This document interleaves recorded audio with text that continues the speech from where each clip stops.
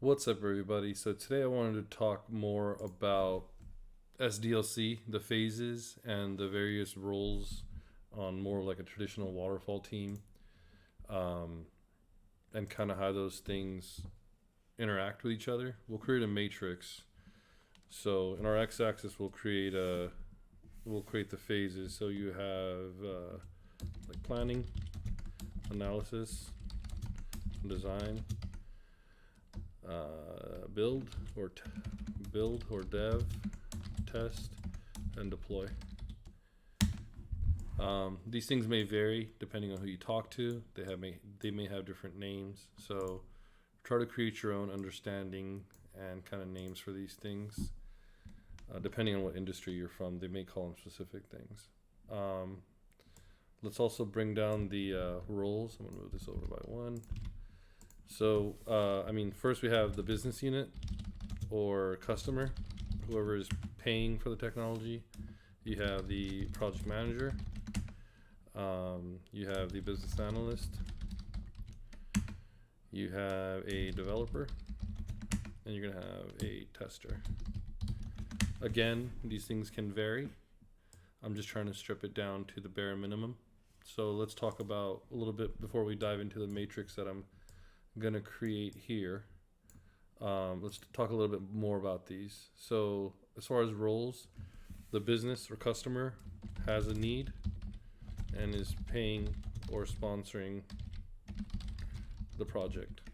So ultimately, the work that we're doing, they're the ones that are going to benefit from it because the goal is that their business is improved by whatever we're doing. The project manager responsible for dates and tasks and any project risks. The overall delivery is in the hands of the project manager. The business analyst is responsible for it's essentially the requirements and basically supporting supporting design, dev, test. A really good business analyst is not just going to support design, they'll actually lead design because they are the closest to the requirements and can basically convey if the how is meeting the what.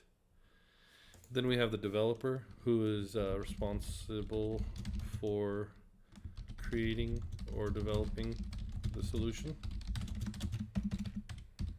And lastly, we have the tester who is going to test or ensure quality in the solution, but also the delivery. And I'm going to talk about how those are different. Sometimes your delivery is more than just what you're solutioning or what you're developing and delivering. So we'll talk about that. I know that was a really confusing statement, excuse me. Let's talk more about the phases before we dive into the matrix. So during planning, the business basically has a problem, needs a solution, and basically leaders have an appetite. What I mean by that is there's a ton of problems in the corporate world. There's a ton of leaders out there that think they have the solution, but unless they have the support of their colleagues and they have the financial backing of their leaders, it's not going to matter. So when we get to planning, those people that are sponsoring the project actually have to have an appetite, meaning they actually have to be able to pay for the project and give input on it. I'm going to make another video on how to be a successful executive, so we won't cover that here. In analysis, we're basically establishing the requirements. I'm going to refer to this as the what. It's important to kind of decipher between the what and the how. In design, we're fulfilling the what by creating the how. Another way to put this is how will the design meet the requirements. This is an interesting phase. This phase, if you're good at it, will get you paid a lot more. Building is where you basically build the, the solution, whether it's a database, whether it's a integration. Here we're kind of showing this off in a kind of traditional waterfall methodology when I'm going across like this. In Agile, the build, it's the build that is different. The build is centered in the Agile methodology where you want to give a minimal viable product, constantly change what you're building so that you can constantly hit a moving target. So, I call all that out because the way I'm talking about it is really more of a traditional waterfall kind of style. Now, test is to ensure during testing, we're basically going to ensure the build is correct and meets requirements. Deployment, we basically is a coordination to ensure the change is effective, the solution is correctly delivered. So the deployment, if you have multiple teams, you'll need to coordinate. If you have an existing system that's in place and now you're bringing in changes, you got to manage not only the changes, but the people that are using the system. So sometimes deployment has to do a lot with change management rather than just deploying the code, right? So that was a kind of a overarching on the roles and the phases. What we're going to put inside of our matrix will actually be deliverables. We'll try to stick to deliverables, but I might get into responsibilities because sometimes we're responsible for things that aren't necessarily captured within a standard SDLC deliverable. All right, so during planning, the business is conveying the need or solution, or desired solution, I should say.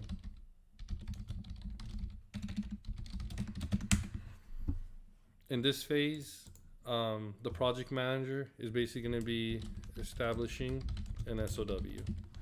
An SOW is a statement of work. If it depends on your environment, but basically the project manager is establishing and trying to gain a green light. An SOW is going to have general dates and it's going to have a confirmed budget. Without dates and a budget, I don't want to say it, but maybe it's possible, but generally no business is going to move forward without dates and a confirmed budget. Sometimes there's a business need, so they just move at risk. We do that all the time. Not something I want to teach you guys. Business analysts, basically, if this is an ongoing effort and this new kind of initiative affects something that's ongoing, the business analyst is going to be responsible for conveying impact to what's existing. If it doesn't exist, a business analyst might not have much here.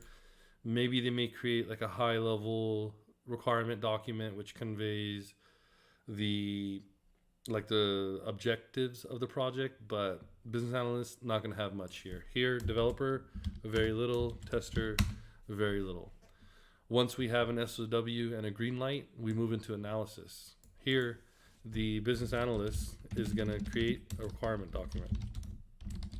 That's the main kind of deliverable out of analysis, right? So you need a requirement document which conveys the what. So the customer here is going to provide input on requirements so that now we get into specifics of what the customer is looking for as part of the solution. Now, in this phase, you may discover that the details that you established in the SOW maybe don't hold water. Maybe you thought things were going to be easier, or the scope was going to be, easy to take on. But now that you get into the requirements, the business is giving you all kinds of extra requirements. Now, requirements mean time and effort, right? Effort actually means money. Who's managing the budget? The project manager. So the project manager is looking out for impacts to original scope budget, aka the SOW. And here, if we come into critical requirements that the business is saying they absolutely need, then we have to go back and amend our SOW, make sure that the business or that client is going to pay for that. During analysis phase, you onboard the tester. Actually, you're going to onboard the tester, and they can start testing the requirements. Testing the requirements is an interesting concept because what they're doing is checking for verbiage, checking for consistencies. So the tester should be onboarded and start making sure that whatever we're jotting down in the requirement document is acceptable. As a good practice, as a business analyst, you may want your tester sign off on a requirement document before sharing it and moving it forward. Developer, you onboard during analysis as well with developer, and can provide input on impacts of requirements. You can start bouncing what you're trying to do off the developer and basically start gaining their input. It's informal. If you have the budget to bring them in early on an analysis phase to do it, it ensures extra quality, but really not required here. Okay. Now, when we move into design, depending on who's responsible for the design, sometimes you have an architect that's here, and that's kind of falls under the developer role. But sometimes the business analyst is actually strong enough to take requirements and create design. Regardless, generally the business analyst is going to be responsible for delivering functional specs.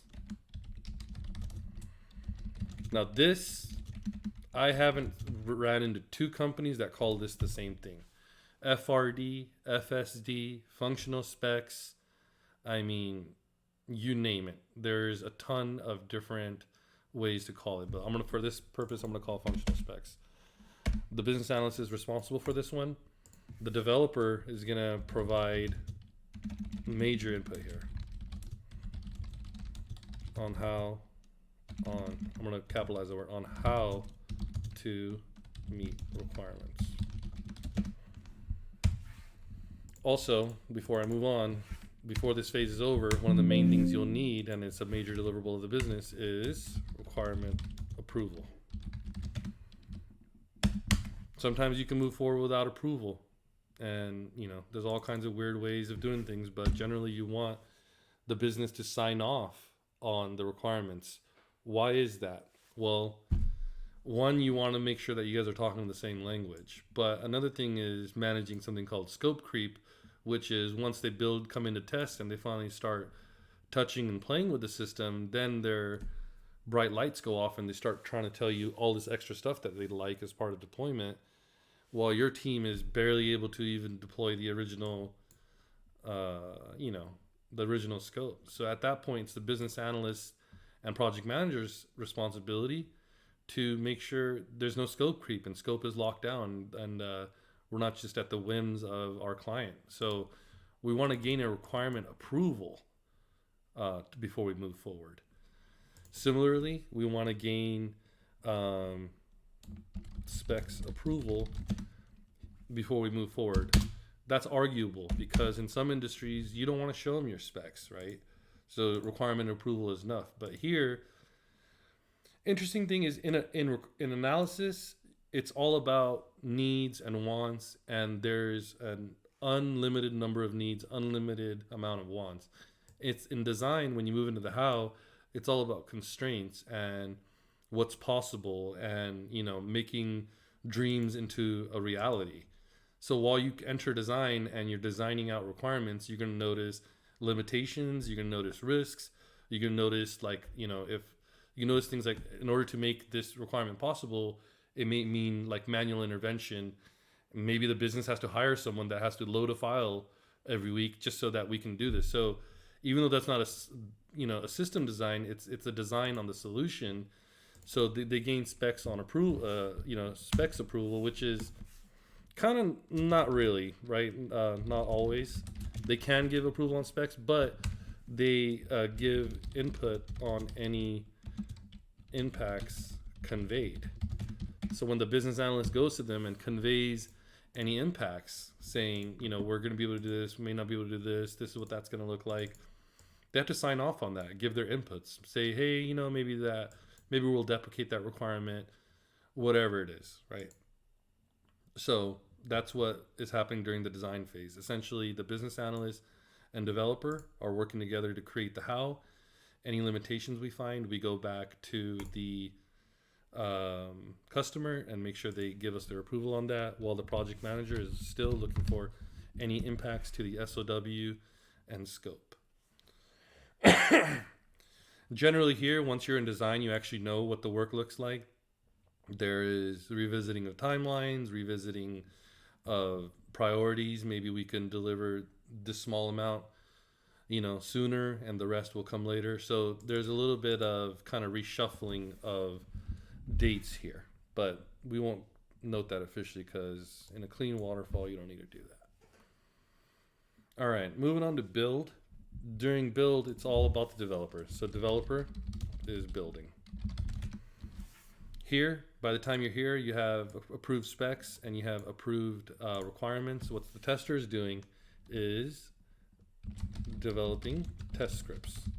The thought there is, if your requirements are so good, you should be able to hand them off to two different teams, and they're basically building and testing against the same solution. So the same input that the developers need to build the solution is the same input the testers need to test the solution. So during these two phases, the technical stuff starts occurring, and the business analyst is supporting test and dev teams. All right. Then once you move into testing, you move into the bug life cycle, which is a mini life cycle. It's kind of like an SDLC life cycle within the testing. So here, the tester is responsible for executing tests, reporting issues,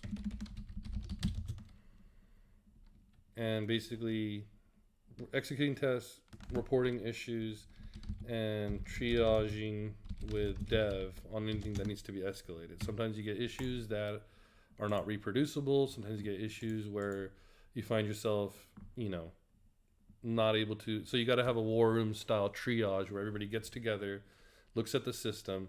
There's always the aha moments when there's 5 people in the room for some reason, and you get through it.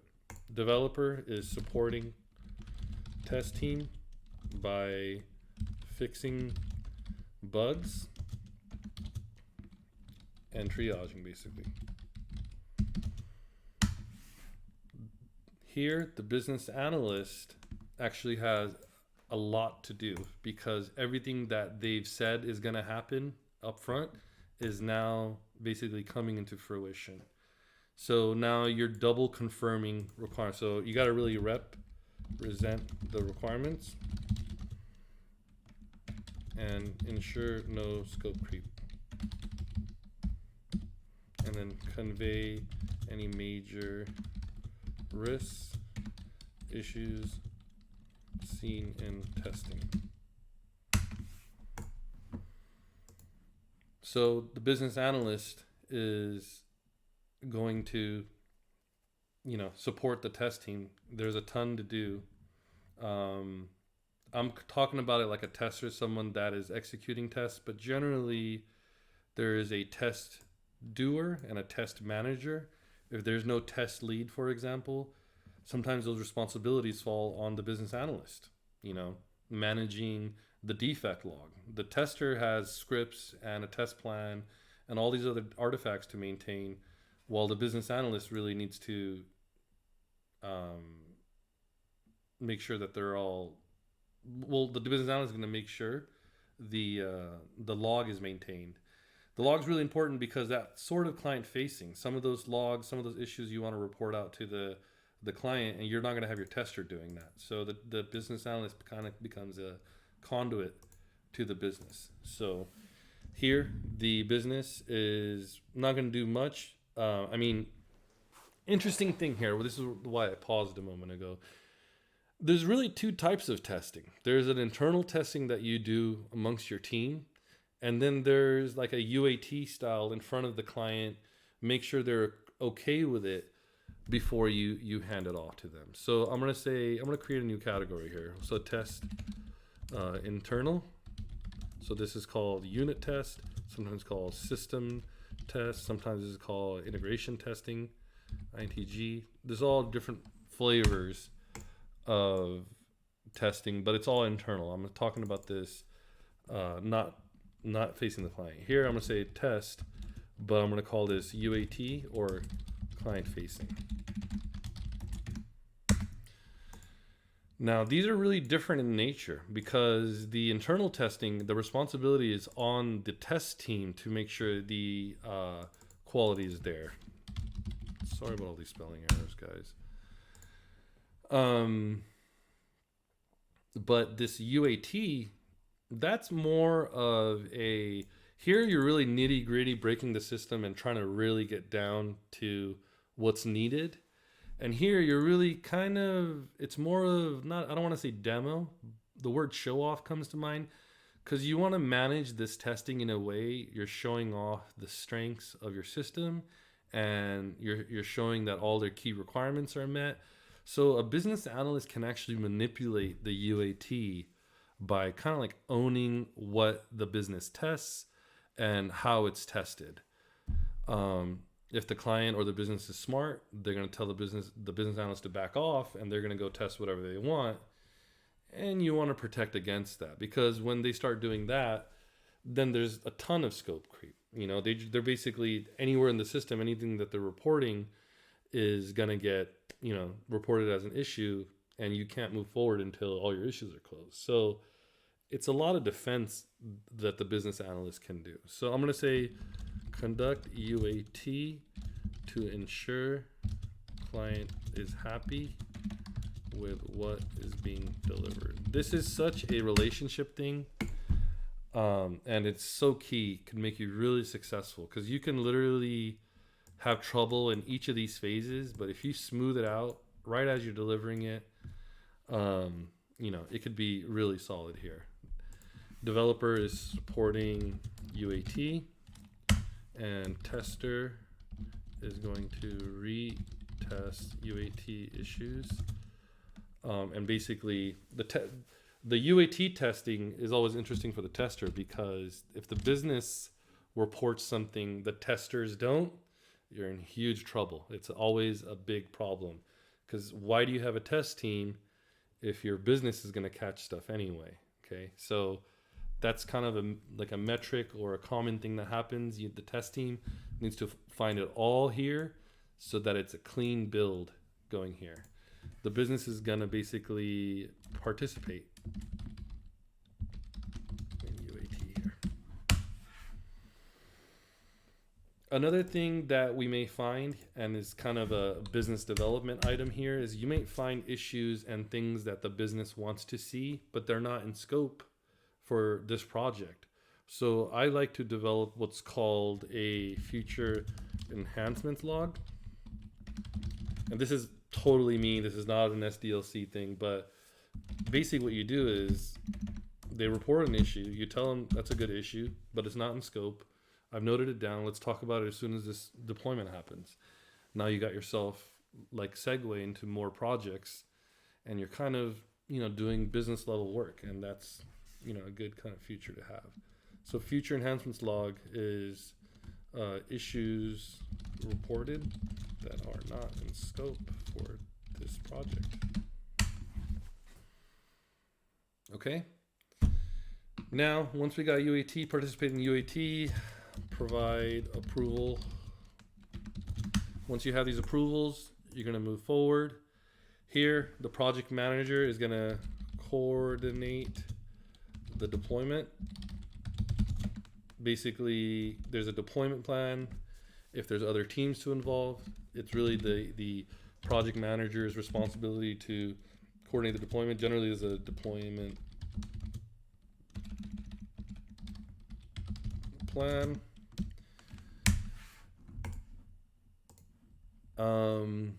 The developer is going to provide technical details to make deployment successful. Sometimes the more detailed artifacts within the plan, like if there's an object list that you're moving or whatever it is, will come from the developer. The tester is actually going to smoke test the system once it's in prod, and then retest any trouble test cases from previous phases. So if we knew something always broke in previous phases, that's what you want them to go test first to make sure it's up, it's running, it's good.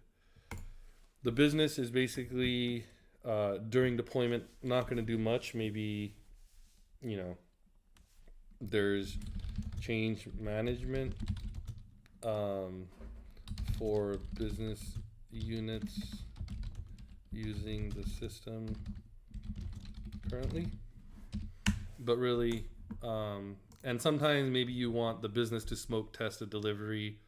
I would stay away from that, but the business is not going to do much, but you know, basically nod their head once they have it. The business analyst is basically an extra pair of hands during deployment. Early on, I didn't just, you know, participate in deployments. Later on, I realized how useful it is, because as you move into a prod environment, you know, real details are finally coming into fruition. And you want to basically make sure that the requirements are being delivered. So it's not really an official deliverable by any means, but the business analyst, you know, ensures delivery of requirements through the solution. Boy, am I spelling everything really bad here. Let's do a spell check. The requirements, yes. Executing, yes. Porting, yes. All right, thank you. Appetite, oh my god. ITG, ignore ones, sponsoring, business. What is that? Scope creep? That's funny. I'm probably gonna cut this part of my video out, but maybe not. All right, so it didn't end up being really artifacts. It ended up being more like what the involvement is, but it's good to kind of look at SDLC in multiple dimensions, right? Maybe you can do an SDLC, and instead of having roles, you list the artifacts and kind of what order they come, who do they come from, things like that. So that's it for now. Maybe I'll make another video soon. Oh my god.